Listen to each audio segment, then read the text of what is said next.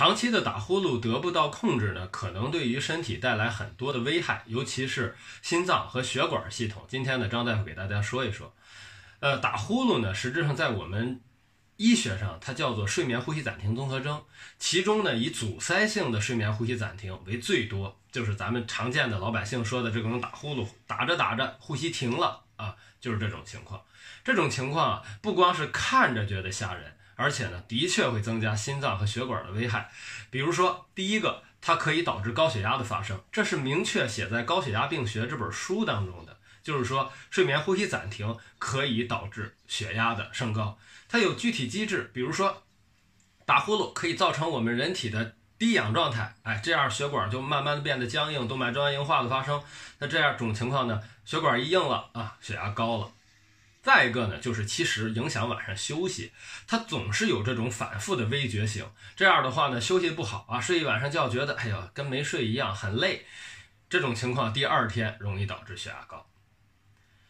除了高血压呢，还会增加心律失常的发生几率。心律失常呢，像房颤啊，这个很多研究都提示了，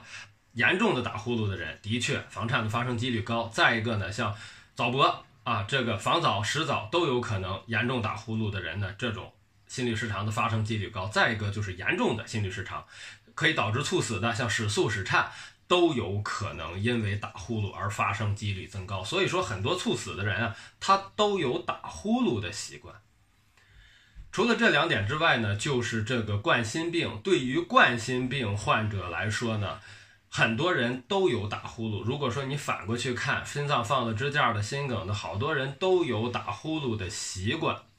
所以说呢，这种打呼噜可以造成人体的这种低氧，可以造成人体的这种炎症反应，可以促进动脉粥样硬化的发生。一旦这种动脉粥样硬化发生在心脏的血管，就是冠状动脉的时候呢，这个时候冠心病就出现了。再一个呢，就是可以导致心力衰竭的发生。实质上来说，打呼噜可以导致各种心脏病的出现之后，中末期就是心衰。好多动物实验都证实了，打呼噜的动物发生心衰的这种几率较高，而这种发生心衰之后呢，如果打呼噜得到改善，病情可以得到一定的改善。这都是正反两方面来加以印证。总而言之啊，打呼噜我们一定要特别重视，千万不能忽视。如果长期打呼噜啊，这个严重打呼噜不加以控制，很有可能导致心脑血管疾病的发生。严重的打呼噜呢，大家可以到这个看看呼吸科或者耳鼻喉科，有可能需要做检查，在医院里睡。